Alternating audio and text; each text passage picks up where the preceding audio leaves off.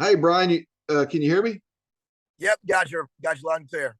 Hey, it's Mr. Baca here, Atlanta High School. Just getting the Zoom going here. Appreciate you taking time to set up with me. I know where everybody's got busy schedules and everything, but I did come across your resume, and um, we're looking for you know young teachers that and coaches that want to get into the profession and want to be a part of a smaller East Texas district, and that's what we have here at Atlanta. And so Uh, like I said, I appreciate you taking the time to sit down.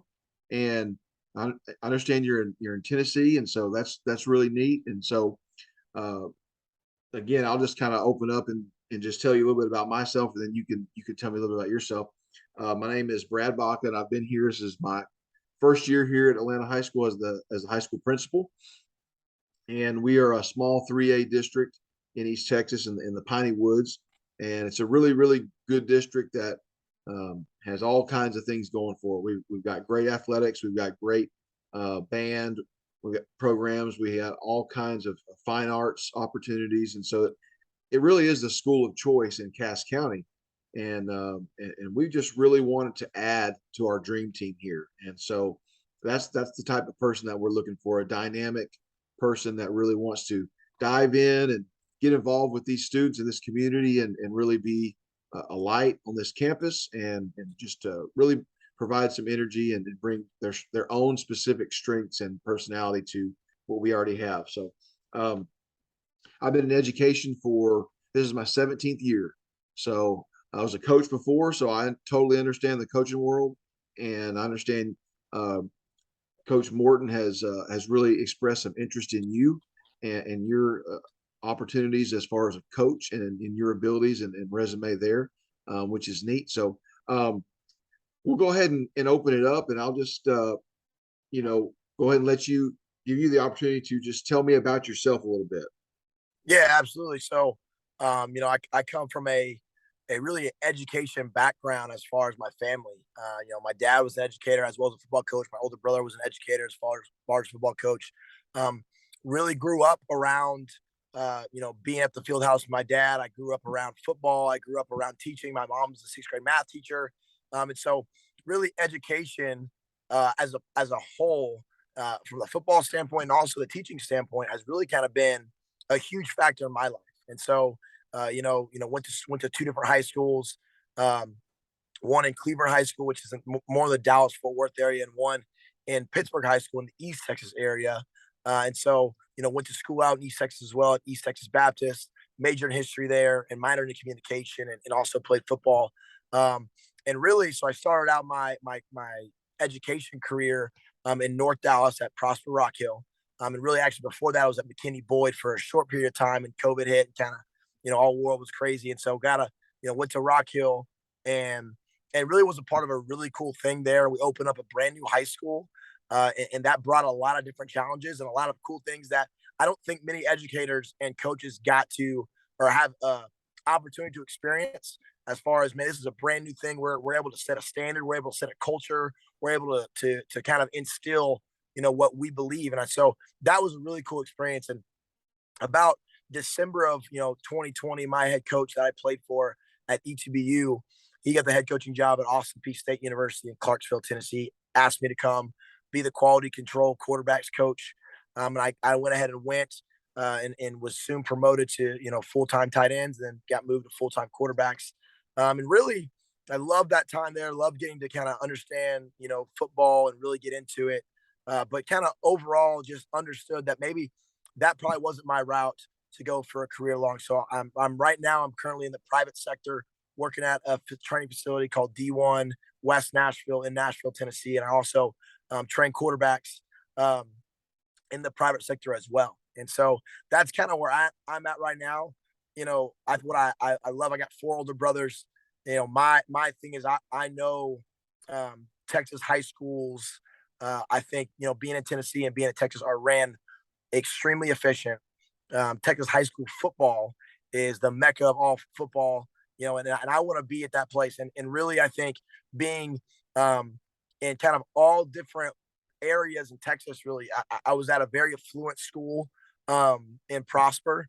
I know those type of kids, and I also went to high school in Pittsburgh, Texas, maybe some lower economic people. So I know how to operate. I know how to handle different socioeconomic backgrounds. And Atlanta is a great spot because I think you're really going to get a melting pot of all sorts of kids. And I want to be at a school that is a melting pot that has a different. Each kid has a different background, and because that's what the world is, what America is. No one spot is the same, and so that's what interests me about your district. That's what interests me about this position, is because I think I can use my talents to help all kinds of kids at your high school. Yeah, I mean, you got it. We are a really diverse community and have all walks of life here and all kinds of backgrounds and so it is really a neat place to raise kids. I've got three kids of my own that are here in the district. My wife's a teacher, so we're fully immersed and we really love the community. So I'm glad you said that. Okay, so been around. You really have a really good resume for a person as young as yourself. You've got some really good experience. So tell me, Brian. You told me kind of a few different reasons why you'd be a good fit. But if you had to kind of narrow that focus and say, what is your strength as an educator? What would that be? I think my main strength as an educator, um, I think I can captivate an audience to draw them in, and to really dive deeper into what they should be learning. And so I think kids nowadays, when you see it with cell phones, their attention span is going to be 20 to 30 seconds. And I think it's my job, and I think my strength is I can maximize those 20 or 30 seconds to really try to elongate that learning period for them and do different fun things. I think my personality, is one that is a pretty large personality. I think that will able to be attract a lot of kids and to keep their focus on me. And so, what I would love to do, at your district is, really learn from your teachers, learn from your students, and kind of get a grasp of, okay, this is what needs to be taught. And through that, I think put my own spin on things. And I think that's probably the main thing that I feel like I can bring a positive, captivating lesson plan, a captivating approach to what the students need to be learning. Because you and I both know, like I've already talked about, in this day and age, if it's just going to be a textbook and a worksheet, the kids ain't going to buy it. And what 10 years ago it was good, and you learned that way. It ain't that no more. And so that's, I think, what I can bring to the table is a different spin on things, a captivating spin on things that kids will learn, and they won't just learn surface level things, but they'll learn in depth as to why the things operate the way they do. Yeah, I totally agree.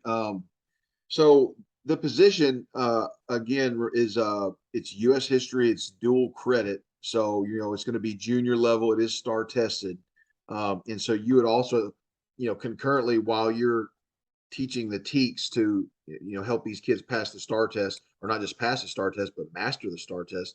You're Absolutely. also going to concurrently be proctoring the dual credit part. So you'll have a few classes that are regular U.S. history, and then you'll have a couple classes that are dual credit. Would that be a problem for you? That's going to be a higher level? Is that, or are you going to be okay?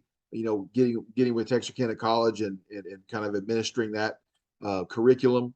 I know you have a Yeah, history background. You said was it major or did you major in I history? majored. I majored. I Okay. got my, and I think what's one thing that is a little bit different than necessarily another history teacher is that I got my Bachelor of Arts in history, and so it was.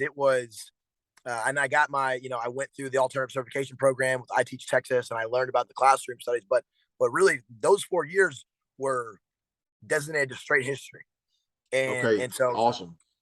so yeah. That's great. So now, if you had to pick a part of history or an area, what's your favorite? That you studied in college. What's your favorite history area? Yeah, I would love. I mean, again, like you kind of hit it, man. I mean, I think U.S. history is probably kind of where I'm probably best fit at. I think just learning kind of about you know just any parts of U.S. history from all the way to American Revolution to Civil War to the Industrial Revolution to anything like that World War I, our involvement in World War II. I think that's insanely fascinating, and Awesome. it's really cool. So I would say U.S. history is probably my sweet spot. Oh, well, excellent. Because you will really love this course, and you love the kids, and they just really get into it here. I've really noticed. So it's a really neat position. I'll tell you that. So having said that, again, you've got how many years experience in the as far as in the teaching and coaching in Texas? Was it About 2 years. okay? About 2 years. Okay, so talked about your strengths and as far as that being kind of a kid magnet. Yeah, you're only 2 years in, Yep. and experience is great. And but of course, I've seen people that have had 1 year of experience 20 times and they get no better. And I've seen a first year teacher or a second year teacher that's better than a veteran. But there's also those people that get better every year that are really amazing teachers. You've only been 2 years in, so tell me, what would you say that is a weakness or something you wish to improve in, or something that you're in the process of as a young educator?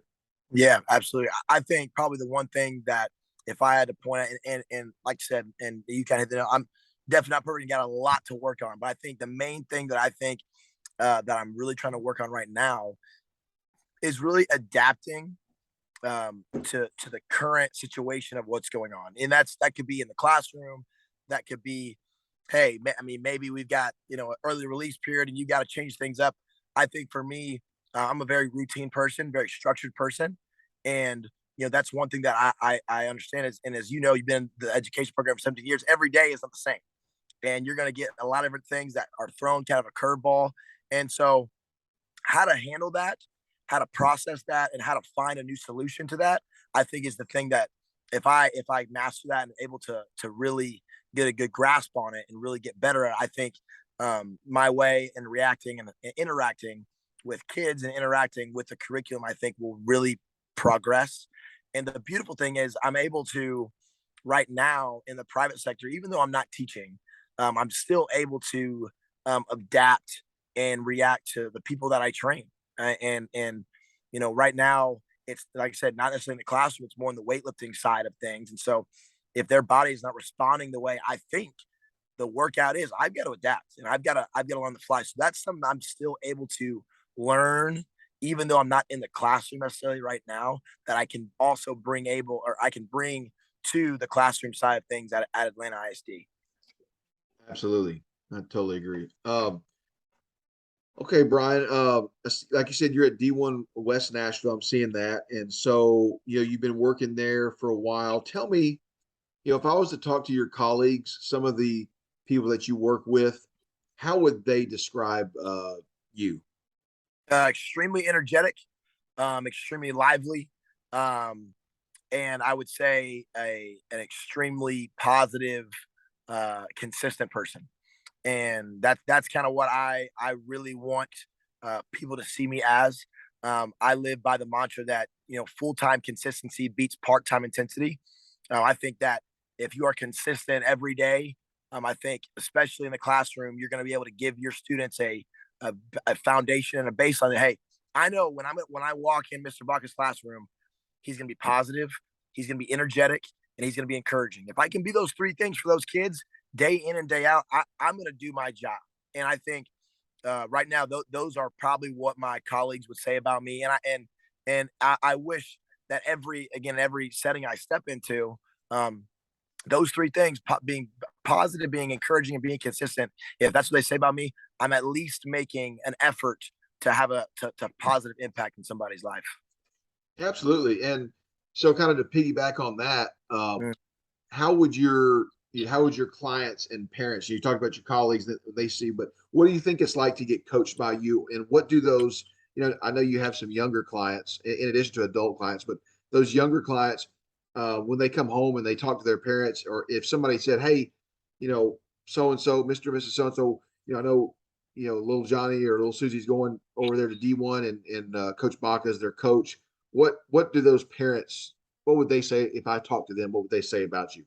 Yeah, I think they would say that um, I'm extremely engaging and extremely hands on with their son or daughter, and I think that's what I really want parents of all kids ages to say about me is that I'm going to focus number one on their student, their athlete, and like it's my full time job, which it is right now. And so the great thing about it is those parents they're sometimes able to watch me coach their kids, and they're going to see me be engaging with them. They're going to see me being intentional with them, and not just give them some vague thing to do just because hey I'm working a 9 to 5 job here and I'm going to date, but I want to be intentional.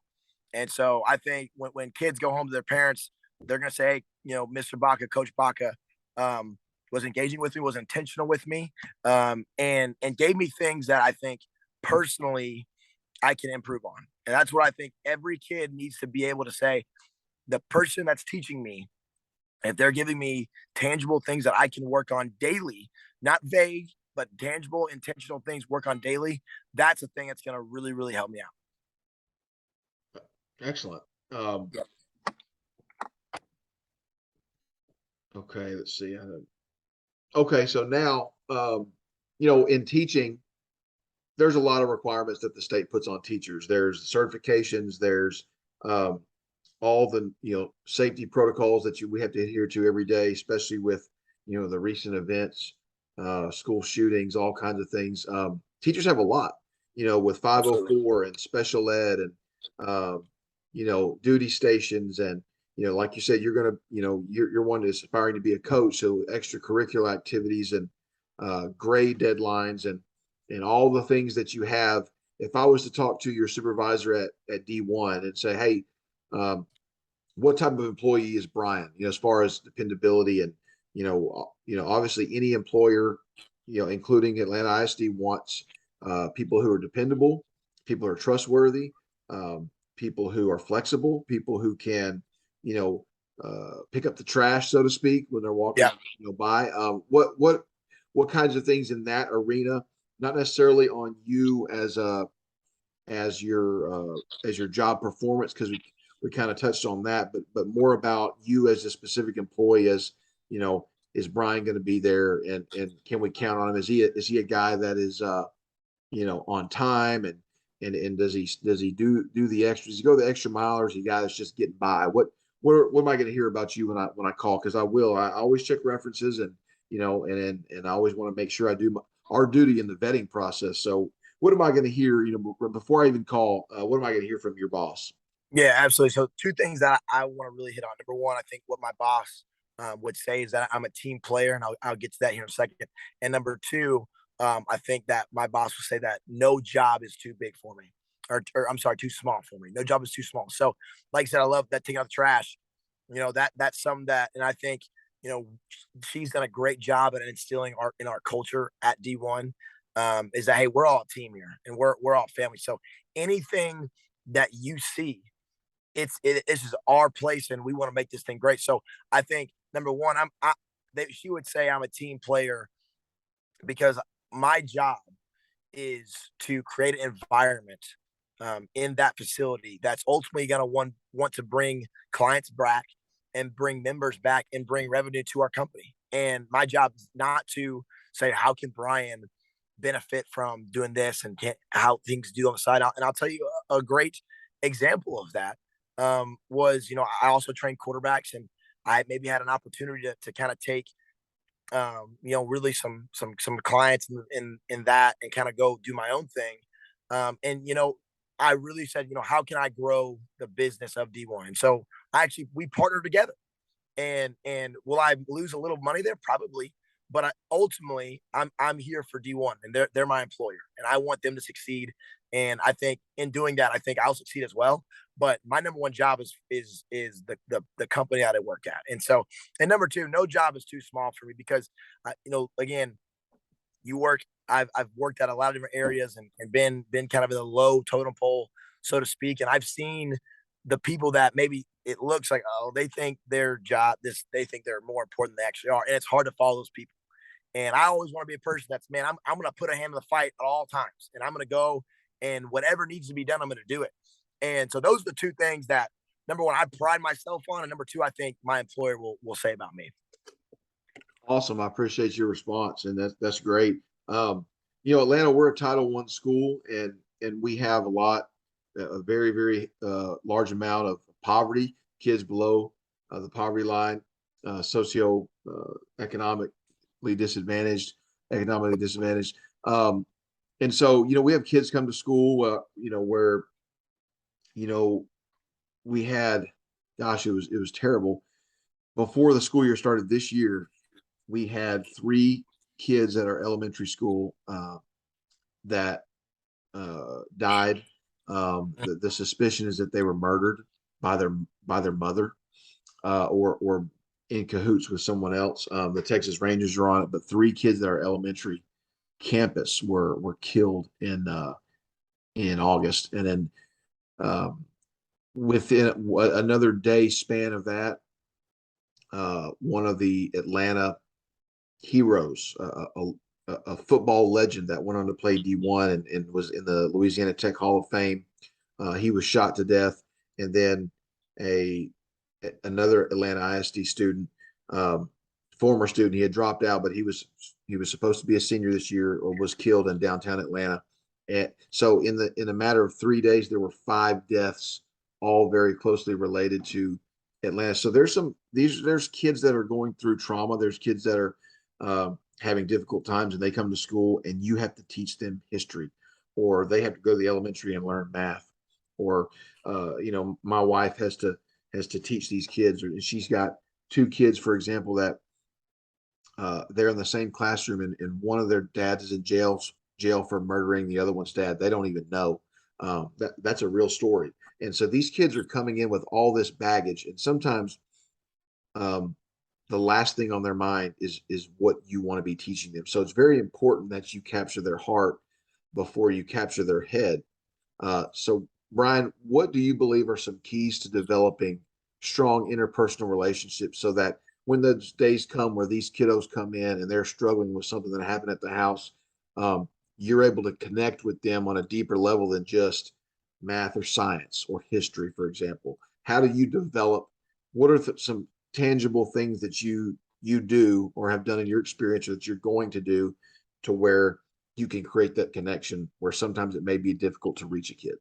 Yeah, absolutely. And I'll speak to this. When I senior in high school, actually, I had a guy on my team, my football team, that I think his uncle was shot at his, I think, right across or right next door to him. And that kid stayed with my family for a couple days. And so I've been a part of those type of tragedies and those type of things, and I've seen how kids live. And so I'm not naive to think every kid has a great home life. And I think really opened up to it, when I was coaching Austin P State. A lot of our players, probably I would say majority of our players, had a terrible home life. And the thing is that you got to get them ready to play on Saturday. And that was kind of, it was your job description. If and My head coach would always tell us, you're a reflection of how your players perform. And so I've been a part, I think, of how to get kids with a really rough home life to produce in a way that's going to be a positive thing. And the number one thing that I think, first and foremost, those kids got to feel is, number one, they've got to feel a consistent love and a consistent trust with you. They will never, ever, whether it's learning how to play football, learning history, learn about math, anything, they will never really trust you or never really listen to you if the number one, you're not consistent, meaning that you don't come in with a smile on your face every day. And number two, if you're not real with them. Yeah. And I think kids nowadays, they see through a fake. They see they got great glasses. They can see when you're fake, and they can see that. So I think the two things that really, again, you could say, teach them history, teach them whatever. First and foremost, they got to think, they got to know that you truly do care about them, that you truly are for them, and when they feel that, and again, and that those two things, it's not going to take 5 days. They're not going to feel it. It's going to be a long process, and it's going to be it may be a painful process. and maybe a hard process. And I'll tell you this: I coach a tight end. Again, it's not a high school student, it's a college guy, but he was a freshman. He's 19 years old. That dealt with a lot of home issues. I think he's from a really bad part in Ohio, in Cincinnati, and I had to dive into his life for him to connect with me. And I think if I wouldn't have dived in, if I wouldn't have maybe kind of try to pry open his life a little bit, I think when it came to him learning about things, when it came to me maybe having to correct him when he didn't want to be corrected, he knew, not at the time, okay, but he knew going back, okay, he really does care about me and he really does love me. So that's the thing, is that I've been there. I've been in those situations. I've coached kids that have come from a really bad background. And I would say I've coached them in pressure situations to where my production and my performance was based on their production. Yeah. And those things I think are really good learning tools for me to now use in the classroom, and to understand, not every kid has got a great home life, and not every Right. kid is going to be kind of have a 2-parent household and a meal over their head. So that's the thing that I think is really going to help me out at Atlanta ISD. Well, I totally agree, and that's great that you were able to connect with that young man, and wow, that even that event in high school you talked about is had to be pretty shocking to deal with, but that's sounds like you handled it really, really well. So, and that's just the kind of attitude that we need at Atlanta. We need that, people who are Yep. understanding and know that kids are coming from tough situations sometimes, even though you may have not grown up in that same environment, but having empathy and understanding that they're really coming from difficult situations. So, so you talked a little bit about, I know, like you said, you were in the college game, college football. You taught and you coached before in Texas, and now you're at D1 at that facility.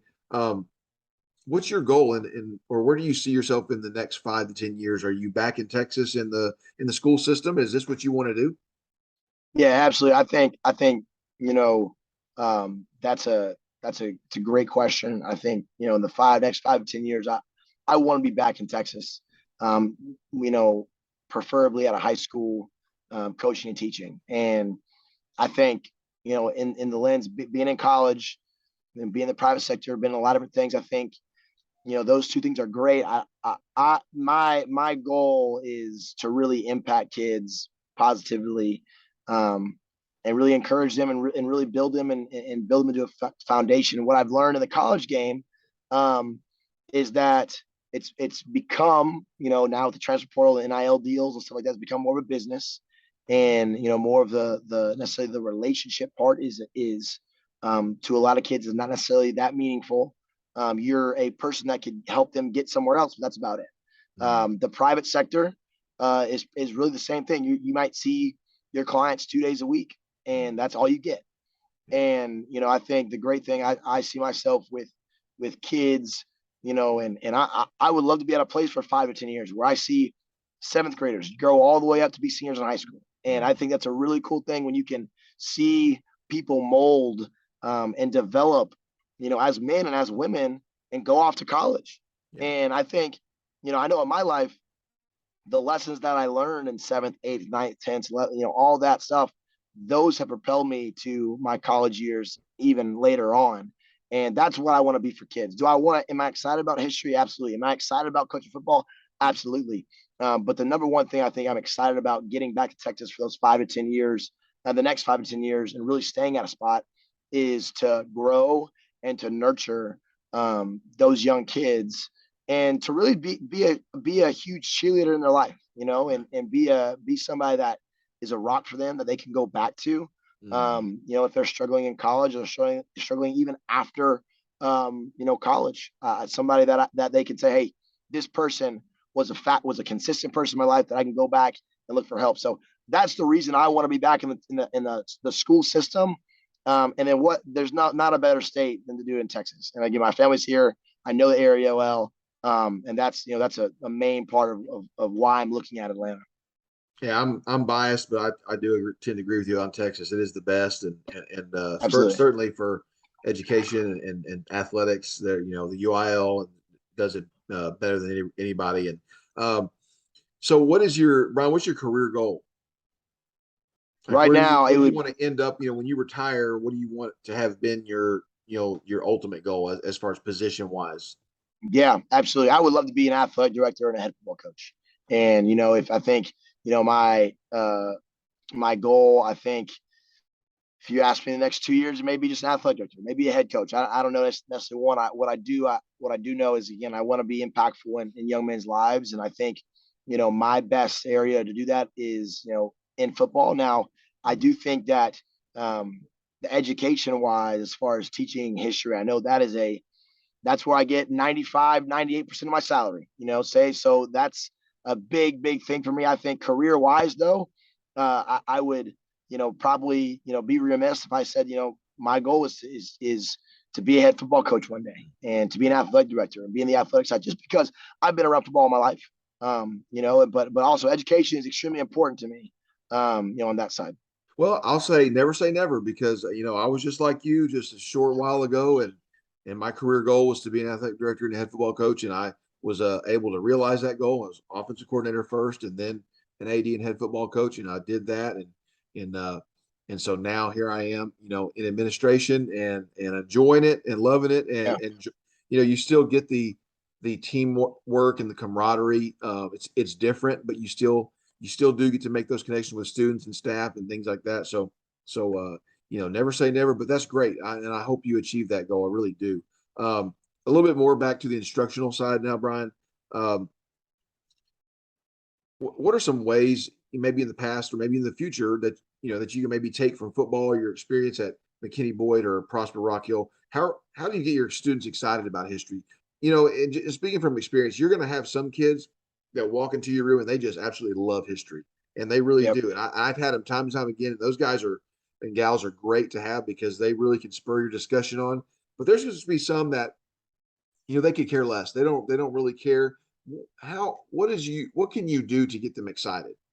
Yeah, absolutely. And I think, the fallacy too is that when you coach football, everyone's excited to learn football, right? True. That's But true. honestly, when you're coaching freshmen, that their dads are really pulling for them, they're not necessarily excited. And so, I think the very first thing is you got to know what you're talking about, Yeah. and you got to have knowledge on it as well. Because if you walk in there and you're kind of hesitant, and you're maybe a little bit, not confident in the curriculum you're teaching, those kids that are on the fence, they're going to be off real quick.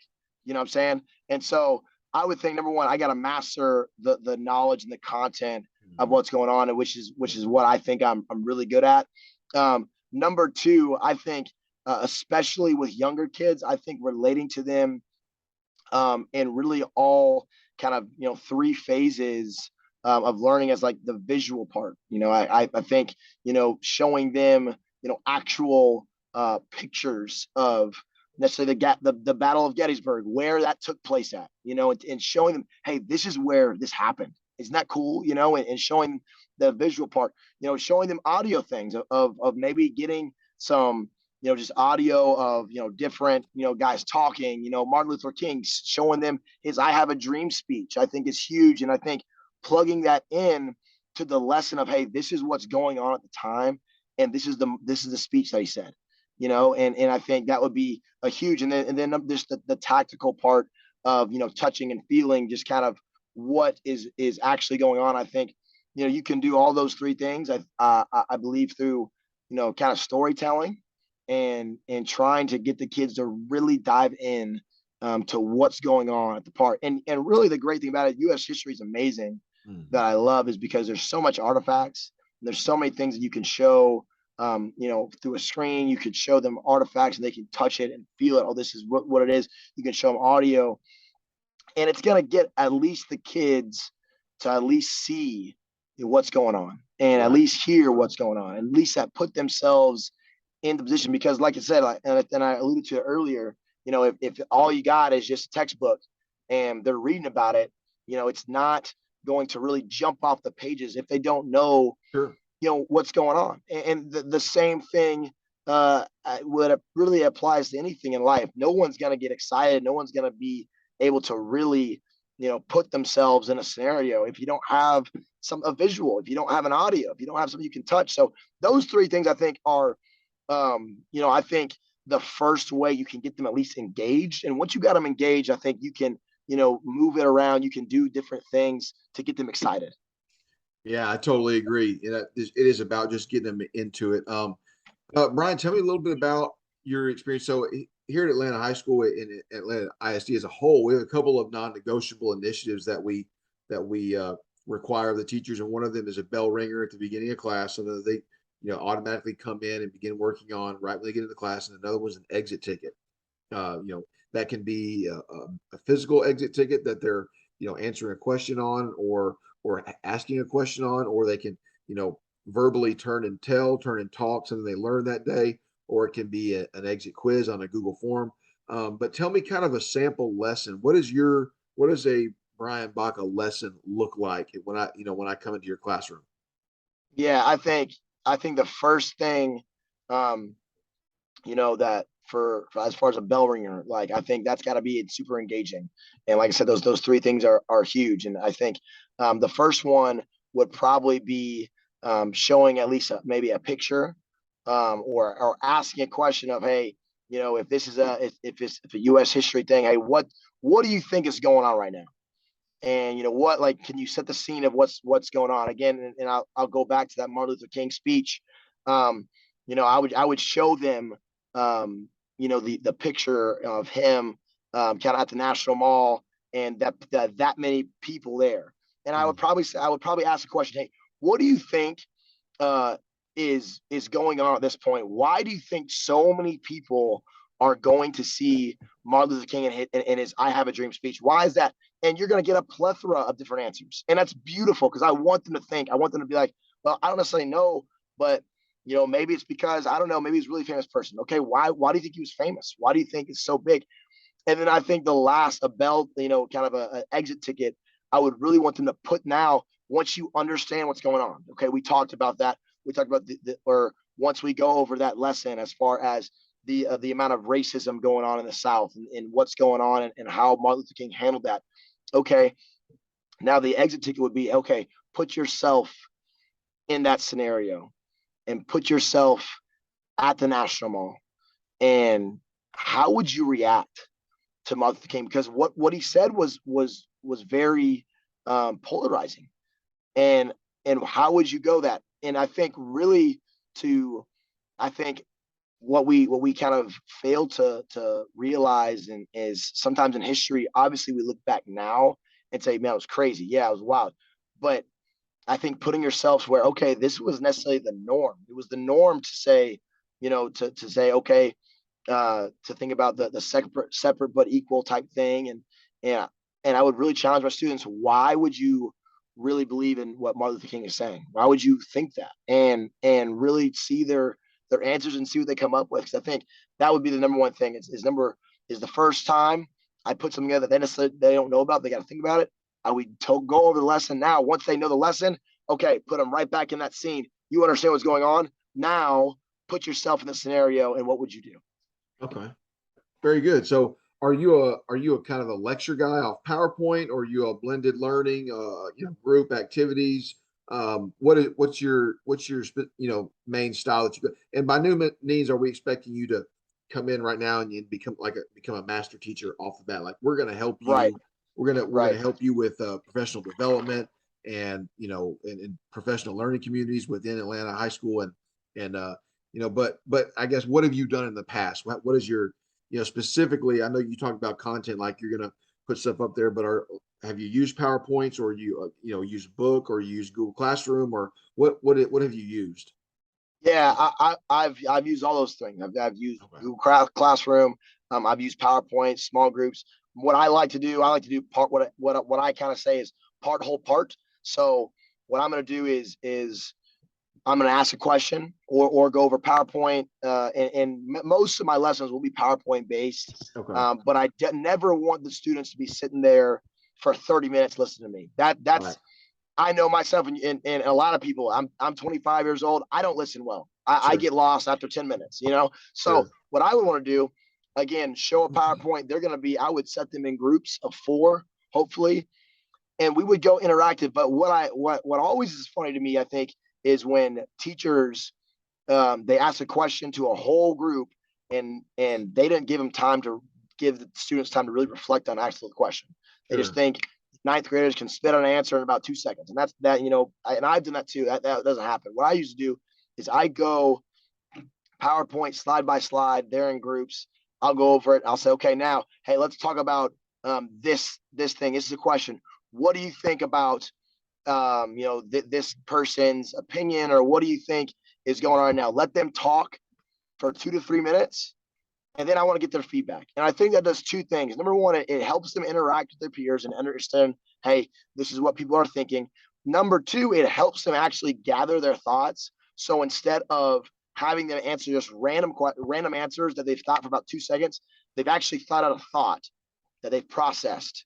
And now they're able to talk to me about it, and we're able to have a conversation, as opposed to, all right, you're just going to just blurt out a certain answer. And so that's what I really want to think.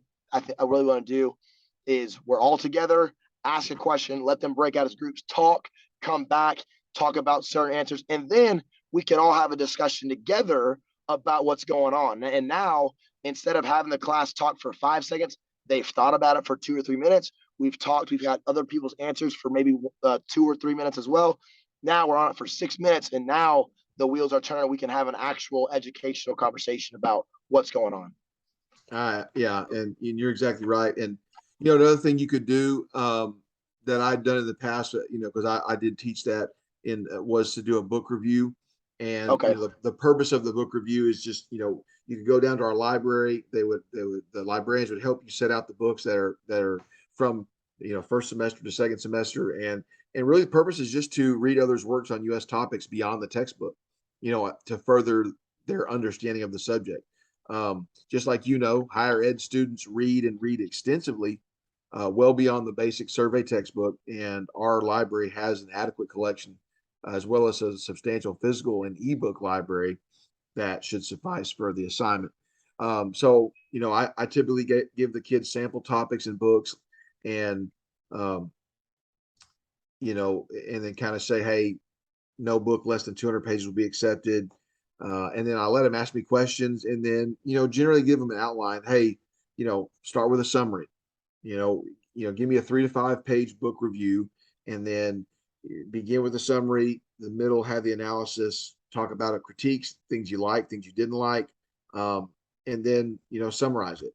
And general topics like U.S. presidents, major events, wars, political, social, economic issues, documents, influential art, music, literature, religious, philosophical topics, all these things. And they have just had a blast with it. So that's something that I would recommend,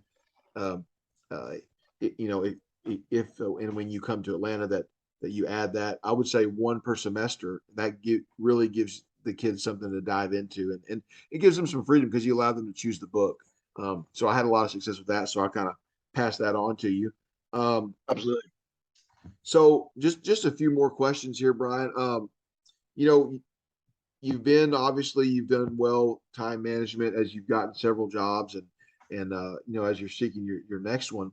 How do you juggle teaching and coaching? You're here early in the morning, you're staying late for practice, you're going Thursday night football games, you're going Friday night football games. I know you guys are working Saturday morning, you're working Sunday afternoon, you're working 7 days a week. How do you manage that? Yeah, absolutely. I think that's a great question. And for me, kind of really been multitasking that my entire career, as far as how to do that. I think my first teaching, I had about 3 preps. So I had to get ready obviously for football, and I had a weightlifting class, and I taught economics and world geography, and I had to juggle all 4 of those things. And then when I moved to college, obviously the teaching part wasn't there, but man, you did a lot of things in college, and as far as, you had to have your meeting time ready. You had to have, again, it wasn't educational, it was football, but you had to have what you were talking about, and you had to have corrections, and you had to have what the meeting was about, and you had to have agendas and all that stuff. Along with, you had to recruit, and you had an area you had to recruit, and it was never enough time, but you always had to fit it in. You had the game plan. So I've been doing that, kind of my whole life. And I think the thing that I've really worked on the best, and I know I've used this word a bunch, but I think consistent time daily, um, at kind of all what you're doing, I think is really important. And I think you can get behind very quick if you kind of just say, I'm not gonna, I'll put it off tomorrow, put it off tomorrow. Okay, now I gotta do a lesson plan for 2 weeks. But as opposed to, okay, I'm gonna set aside time specifically on a Sunday, to really plan my week out. And now, okay, here's what I'm doing Monday, here's what I'm doing Tuesday. Again, is it a little bit extra time? Absolutely it is. But again, you're gonna be prepared. And what I've seen in my life is that the first week it's going to be the hardest. You're going to maybe spend a lot of time, okay, planning. By week 6, man, you got it down to a science, okay, and now you're spending 20 to 30 minutes, okay, every week. Okay, this is what I'm doing in world geography this week, and you can map it out and you can draw it out and you can make adaptations as you see fit. But you're going to have a good schedule, that you've already planned for and you've mapped out time for. That is really good. And I think, just having breaks and being efficient in what you do. I think, for a lot of young educators, I think cell phone use is really, really long, really, really, a main thing that, can get you, get a little bit behind if you're on your phone a little bit too much, in your personal life. And I really do believe that. Same thing, you know, in my previous job, the recruiting aspect was not necessarily something that, my boss was going to check. Hey, Brian, are you doing this every day? Yeah. But by the end of the week, there was going to be some questions that were asked. If I wasn't doing what I was doing, I'm gonna kind of look like a fool a little bit. And I think that's using, those habits of planning out things weekly. And because I think if you plan things out, maybe 4 weeks ahead, I think it by week 4, you don't know if the kids have mastered that. I think weekly is a little bit probably better. But I think, setting time aside to plan things out weekly is what I found successful. Yeah. Well, I mean, Brian, I really appreciate you and your answers and your focus and intentionality of being here and just answering my questions. And so now, just kind of after going through all that, just kind of open it up for you, just really quickly. Any questions that you have for me personally about Atlanta or the position or compensation or anything related to that? Yeah, just one quick question. Again, I'm a big technology in the classroom guy. Sure. My question for you would be like, you know, as far as the resource that you guys have at Atlanta, what do you think? Like, how much is technology used in the classroom for you guys? Well, I'll tell you what, we have a great technology department. Brandon Prince heads that up. And, I was really blown away when I first came to Atlanta, because I immediately was given a Dell laptop as a teacher. And I hadn't gotten that in my former district. And that was really neat. And then in our classrooms, we have, their video boards that are on the wall, huge, Mm. like 80-inch, 90-inch TV, basically, that is its own computer. So you have your laptop that's your own separate computer, and the screen that is touch screen, that is another computer itself, and you can log in. We have the Google Suite, so everything is on Google Drive availability. So you can go up there and you can have CNN 10 playing, to start, have the kids watching that. You can pull your notes up, you can pull PowerPoints up on the screen while your laptop is doing something different. And so the technology here is really, for a small 3A district in East Texas, is really, really good. And I will say, we do pay above state base, and then for coaching, you'd get a $10,000 stipend. For your second sport would be assistant powerlifting, so it'd be quarterbacks, passing game coordinator, and then assistant powerlifting, and then U.S. history. And so it'd be a really good schedule. And I think you'd really like it here. So what's going to happen is we're going to go back and we're going to talk about uh, the interviews that we've gone on, and then we will let's see, today is Wednesday, so we'll let everybody know by Friday, and we'll select a lone finalist by Friday. And then, if you're the guy, then after I call you, if you're the guy, HR will reach out to you, and then you can start that process. But Brian, man, I've really enjoyed it. If you have any questions, just as you know, as soon as we get off, oh, I wish I'd asked this. Hey, email me. Let me know, and I'll get back with you as soon as I can. But it's been a pleasure. I wish you luck this week, continuing on your job. And like I said, reach out, and we will be in touch. You will hear from us one way or the other by Friday. Okay. Thank you so much. Appreciate you. Hey, you bet, man. Have a good week. All right now. Bye bye.